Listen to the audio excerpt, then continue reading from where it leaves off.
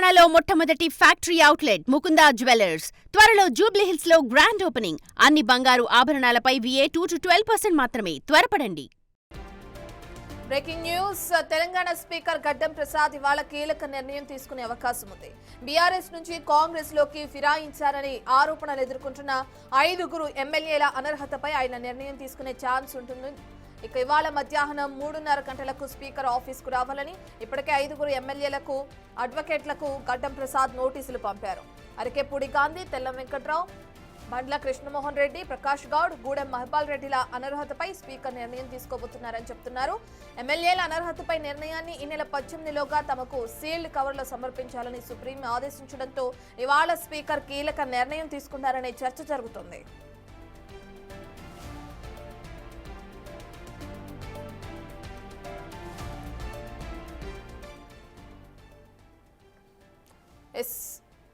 మనం చూస్తున్నాం. తెలంగాణ స్పీకర్ గడ్డం ప్రసాద్ ఇవాళ కీలక నిర్ణయం తీసుకునే అవకాశం కనిపిస్తుంది. పార్టీ ఫిరాయించిన ఎమ్మెల్యేలకు సంబంధించి వాళ్ళ అనర్హతపై ఆయన నిర్ణయం తీసుకునే అవకాశం కనిపిస్తుంది. ఇవాళ మధ్యాహ్నం 3:30 గంటలకు స్పీకర్ ఆఫీస్కి రావాలని ఇప్పటికే ఆయా ఎమ్మెల్యేలకు అలాగే వాళ్ళ అడ్వకేట్లకు నోటీసులు కూడా పంపించడం జరిగింది. ఇక ఇందులో భాగంగా ఏదైతే ఇంతకు ముందు కోర్టు ఆదేశించిందో ఈ నెల 18లోగా తమకు సీల్డ్ కవర్లో తమ నిర్ణయాన్ని సమర్పించాలని సుప్రీంకోర్టు ఆదేశించడం జరిగిందో ఇక దానికి సంబంధించి వాళ్ళ స్పీకర్ కీలక నిర్ణయం తీసుకుంటారనే చర్చ జరుగుతుంది. ఇక ఎవరెవరైతే ఎమ్మెల్యేల అనర్హతపై నిర్ణయం తీసుకున్నారో వాళ్ళకి సంబంధించి విచారణ కొనసాగే అవకాశం కనిపిస్తుంది. 5గురు ఎమ్మెల్యేలకు వాళ్ళకి సంబంధించిన అడ్వకేట్లకు గడ్డం ప్రసాద్ నోటీసులు పంపించారు. 5గురు ఎమ్మెల్యేలో అరకెపూడి గాంధీ, తెల్లం వెంకట్రావు, బండ్ల కృష్ణమోహన్ రెడ్డి, అలాగే ప్రకాష్ గౌడ్, గూడెం మహిపాల్ రెడ్డిలు కూడా ఇందులో ఉండడం జరిగింది. ఇక వీళ్ళని ఈ రోజు పిలిచి విచారించిన తర్వాత అందులో భాగంగా నిర్ణయం తీసుకునే అవకాశం కనిపిస్తుంది. పూర్తి డీటెయిల్స్ అందించడానికి మా ఇన్పుట్ ఎడిటర్ పవన్ లైవ్ లో జాయిన్ అవుతున్నారు. పవన్, మనం చూస్తున్నాం ఇప్పటికే 5గురు ఎమ్మెల్యేలకి నోటీసులు జారీ చేయడం జరిగింది. అనర్హత పిటిషన్ పై ఈ రోజు విచారించే అవకాశం కనిపిస్తుంది అనుకోవచ్చు. స్పీకర్ ప్రధానంగా ఒక కీలక నిర్ణయం కూడా తీసుకుంటారని జరుగుతుంది, సమాచారం అందుతుంది మనకి. దాన్ని ఎలా చూడొచ్చు అంటారు పవన్? ఖచ్చితంగా ఇప్పటికే పార్టీ ఫిరాయింపు ఆరోపణలు ఎదుర్కొంటున్న ఎమ్మెల్యేల పైన విచారణ ముగిసింది. పలు దఫాలుగా స్పీకర్ వాళ్ళని అటు బీఆర్ఎస్ పార్టీకి సంబంధించిన నేతల్ని ఎమ్మెల్యేలను కూడా విచారించారు. వీళ్ళు ఎవరైతే పార్టీ ఫిరాయింపు ఆరోపణలు ఎదుర్కొంటున్నారో వాళ్ళ వివరణను కూడా స్పీకర్ ఇప్పటికే తీసుకోవడం జరిగింది. అయితే సుప్రీంకోర్టు ఆదేశాల మేరకు వీలైనంత త్వరగా ఈ విచారణ ముగించి ఒక నిర్ణయం తీసుకోవాలంటూ సుప్రీంకోర్టు ఆదేశాలు జారీ చేయడంతో ఆ విచారణ వేగవంతం చేశారు. మొత్తం 10 మంది పార్టీ ఫిరాయింపు ఎమ్మెల్యేల పైన విచారణ జరిపించారు. కేవలం దానం నాగేందర్, కడియం శ్రీహరి మినహా మిగతా 8 మంది ఎమ్మెల్యేలు కూడా తమ విచారణకు హాజరయ్యారు.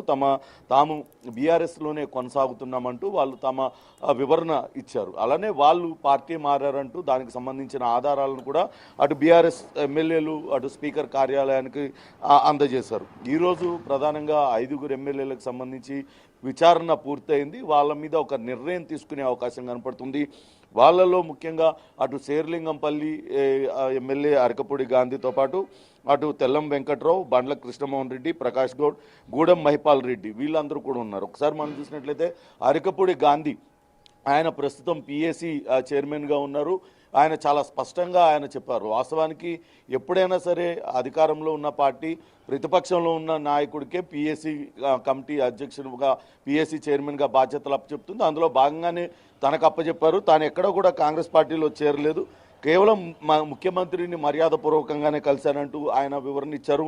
మిగతా ఎమ్మెల్యేలు కూడా తాము ఎక్కడా కూడా అటు పార్టీ ఫిరాయింపుకు పాల్పడలేదు, కేవలం మర్యాదపూర్వకంగానే కలిశాము. మేము అటు బీఆర్ఎస్ నేతలు ఆరోపిస్తున్నట్లుగా మేము కప్పుకునే కాంగ్రెస్ కండువాలు కావు, అవి జాతీయ జెండా చిహ్నాలు ఉన్న జెండాలుగా వాళ్ళందరూ కూడా చెప్తూ వచ్చారు. అంతేకాకుండా అటు బండ్ల కృష్ణమోహన్ రెడ్డి కూడా చాలా స్పష్టమైన వివరణ ఇచ్చారు. ఆయన కొంతమంది పైన కేసు కూడా నమోదు చేశారు. తన ప్రమేయం లేకుండా తన ఫోటోను అటు కాంగ్రెస్ సంబంధించిన పోస్టర్లలో వేస్తున్నారంటూ కొంతమంది వ్యక్తులపైన ఆయన ఫిర్యాదు చేశారు. ఇక తనకు నెలవారీ వచ్చే జీతం నుంచి అటు పార్టీ ఫండ్ కింద కొంత అమౌంట్ కట్ అవుతున్న విషయాన్ని కూడా ఈ ఎమ్మెల్యేలందరూ కూడా అటు స్పీకర్కి అటు ఆధారాలన్నింటినీ కూడా అందజేశారు.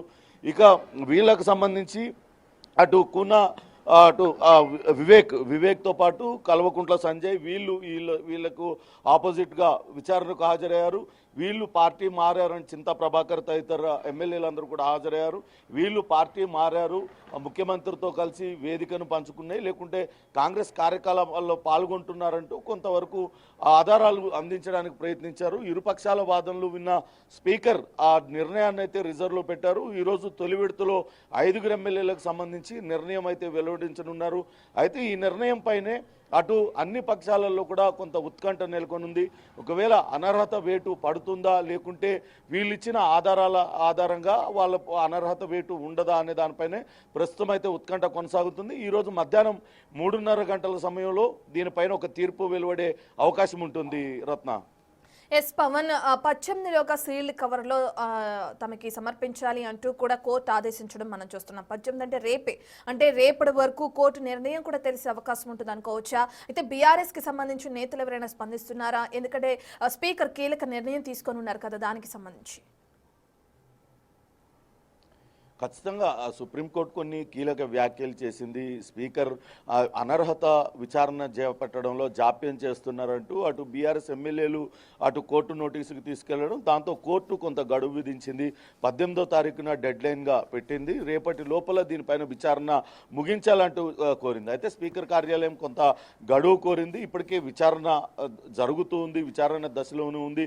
ఆధారాలన్నింటినీ కూడా సమర్పించారు. ఇరుపక్షాల వాదనలు వినాలి కాబట్టి కొంత గడువు కావాలంటూ కోరారు. కానీ ఇప్పుడు ఈరోజు 5 ఎమ్మెల్యేల పైన నిర్ణయం వెలువడించడం ద్వారా అటు కోర్టుకు కూడా సమాధానం చెప్పే అవకాశం ఉంటుంది. ఎటువంటి విచారణ జరిపాము, ఎందుకు వాళ్ళపైన ఇటువంటి నిర్ణయం తీసుకొచ్చారు, ఒకవేళ అనర్హత వేటు వేస్తే ఎందుకు అనర్హత వేటు వేయాల్సి వచ్చింది, ఒకవేళ వేటు వేయకపోతే ఎందుకు వేటు వేయలేదు, దానికి సంబంధించి ఇరుపక్షాలు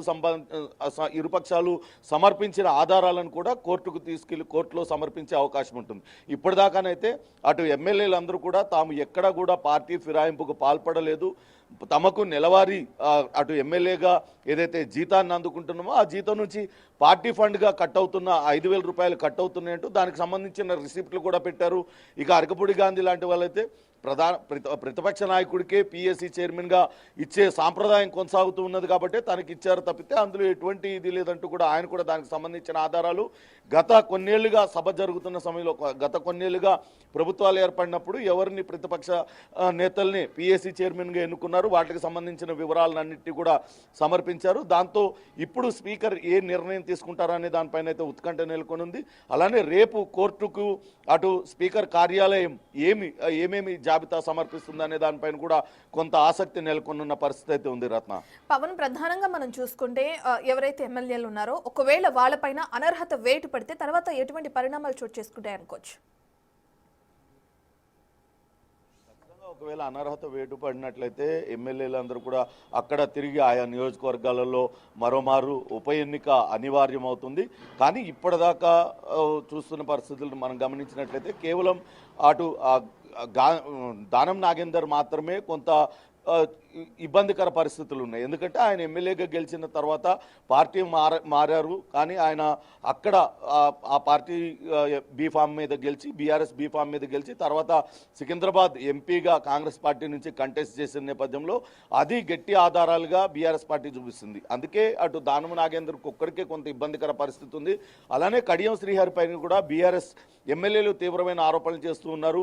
కడియం శ్రీహరి కుమార్తె కడియం కావ్య, ఆమె వరంగల్ ఎంపీగా ఆమె పోటీ చేశారు. ఆ సమయంలో కడియం శ్రీహరి అక్కడ ప్రచారం చేశారంటూ వాళ్ళందరూ కూడా చెప్తున్నారు. కాబట్టి ఈ 2 ఎమ్మెల్యేలకి మినహా మిగతా ఎమ్మెల్యేలందరూ కూడా తాము ఎక్కడా కూడా పార్టీ మారలేదు, పార్టీ మారినట్లు కూడా ఆధారాలు ఏమీ లేవు, తమ జీతాల నుంచి ఇంకా కూడా పార్టీ ఫండ్ కట్ అవుతూ ఉంది, తాము కేవలం నియోజకవర్గ అభివృద్ధి ముఖ్యమంత్రి హోదాలో ఉన్న వ్యక్తి కాబట్టి మర్యాదపూర్వకంగా కలిసామంటూ వాళ్ళందరూ కూడా వివరణ ఇచ్చారు. దానికి సంబంధించిన ఆధారాలను కూడా సమర్పించిన నేపథ్యంలో వాళ్ళకి ఎటువంటి ఇబ్బంది ఉండకపోవచ్చుననే అంచనాలు నెలకొని ఉన్నాయి. చూడాలి మరి స్పీకర్ ఏ రకమైన నిర్ణయాలు తీసుకుంటారు, వాళ్ళు ఇచ్చిన ఆధారాల ఆధారంగానే ఏదైనా నిర్ణయం వెలువరిస్తారు. మరి ఎటువంటి నిర్ణయాన్ని ఈరోజు స్పీకర్ వెలువరించబోతున్నారు అనేది కూడా ఆసక్తికరంగా మారింది. Ratna. Right, thank you Pawan.